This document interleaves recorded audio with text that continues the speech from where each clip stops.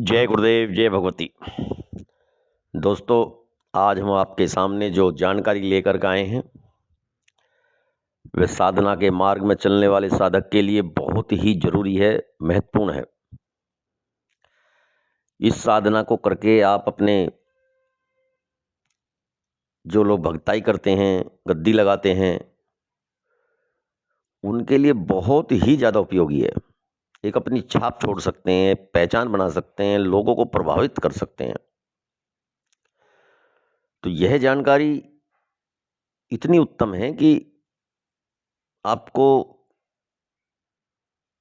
जमीन से आसमान पर पहुंचा सकती है। आपके साधना मार्ग को बहुत ही पावरफुल बना सकती है। अब ये क्या है? जब कोई मरीज कोई समस्या लेकर के किसी तरह की आपके पास आता है, आप उससे पूछते हैं, प्रश्न करते हैं, वो जवाब देता है, अपनी समस्या बताता है, तब आप उसका कुछ उपाय वगैरह करते हो। लेकिन यदि परेशानी ग्रस्त व्यक्ति आपके सामने आए और आप उसके बारे में तुरंत ही बताते चले जाओ, तो कितना प्रभाव पड़ेगा? सोच लीजिए, उसके ऊपर कितना प्रभाव पड़ेगा, कितना आपके ऊपर बिलीव करेगा, विश्वास करेगा। फाइनेंशियली भी आपको सपोर्ट मिलेगी, यशवर्दी होगी, दूर दूर तक आपकी ख्याति फैल जाएगी। तो ये है जो आज हम बताने जा रहे हैं आपको, त्रिकालदर्शी साधना। इस साधना को करने से आपको भूत भविष्य और वर्तमान का ज्ञान स्वतः ही, जब कोई आपके सामने आएगा तो उसके बारे में सोचने मात्र से आपके अंदर उसकी समस्याओं का ज्ञान हो जाएगा और आपकी वाणी स्वतः ही बोलने लगेगी। तो इस त्रिकालदर्शी साधना को करके आप अपने साधना के मार्ग को, आपने भक्ति मार्ग को, गद्दी लगाते हो, तांत्रिक हो, जो भी हो, बहुत ही ज्यादा प्रसिद्ध कर सकते हो, प्रभाव डाल सकते हो दूसरों पर। तो ये त्रिकालदर्शी साधना क्या है?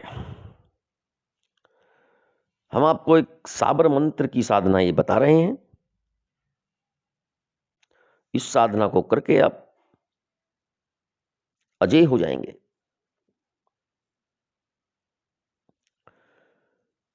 यह साधना कब करनी है? इस साधना को नवरात्रि में प्रारंभ करें या किसी भी अमावस्या के बाद प्रतिपदा से प्रारंभ करें।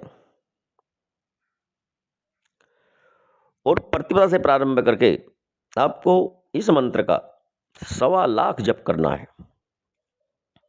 1.25 लाख जप करने के बाद में 10% आहुतियां, 10% उसकी तर्पण और उसका 10% मार्जन भी करें। प्रारंभिक सामान्य पूजा करके संकल्प लें और मंत्र का जप प्रारंभ करें। तो मैं आपको वह मंत्र बताता हूं। साधना में विशेष बात रखें कि समय निश्चित रखें, स्थान निश्चित रखें, शोर शराबे से दूर रहें। ऐसा स्थान चुनें, चाहे वो मंदिर हो, चाहे घर हो या कहीं एकांत हो, लेकिन वहां किसी भी प्रकार का शोर शराबा नहीं होना चाहिए। आपको मंत्रमय होकर के साधना करनी है। तो इस तरह साधना करेंगे तो आपको सिद्धि अवश्य ही प्राप्त होगी, कोई दो राय नहीं है। सिद्धि प्राप्त नहीं होती है तो उसमें साधक की अपनी गलतियां होती हैं, अपनी कमियां होती हैं। वो विधि विधान और नियम का पालन नहीं करते हैं और शॉर्टकट अपनाते हैं। शॉर्टकट जैसा सिद्धि प्राप्त करने में कुछ भी नहीं है, कोई शॉर्टकट नहीं है। यूट्यूब पर वीडियो देख देख कर, लोगों की बातें सुन सुनकर भ्रमित ना हो। छू मंत्र जैसा कुछ नहीं है, शॉर्टकट जैसा कुछ नहीं है। साधना एक तप है। एक तप है, कठोर तप, तब कुछ आप प्राप्त कर सकते हैं। खैर, हम ना भ्रमित करते हैं, ना गलत जानकारी देते हैं। जो सत्य है वह सत्य है, शॉर्टकट कुछ नहीं है। तो कौन सा मंत्र है वो, उसको सुन लीजिए, लिख लीजिए अच्छी तरह से। डिस्क्रिप्शन में मैं दे दूंगा, और आपके सामने थंबनेल पर भी ये चल ही रहा है। तो क्या है, ओम नमो भगवती श्रुतदेवी हंसवाहिनी त्रिकाल निमित्त प्रकाशनी सर्व कार्य प्रकाशनी सतभावे सतभाषे असत्य का प्रहार करे, ओम नमो श्रुतदेवी स्वाहा। एक बार और सुन लीजिए। ओम नमो भगवती श्रुतदेवी हंसवाहिनी त्रिकाल निमित्त प्रकाशनी सर्व कार्य प्रकाशनी सतभावे सतभाषे असत्य का प्रहार करे, ओम नमो श्रुतदेवी स्वाहा। रुद्राक्ष की माला लें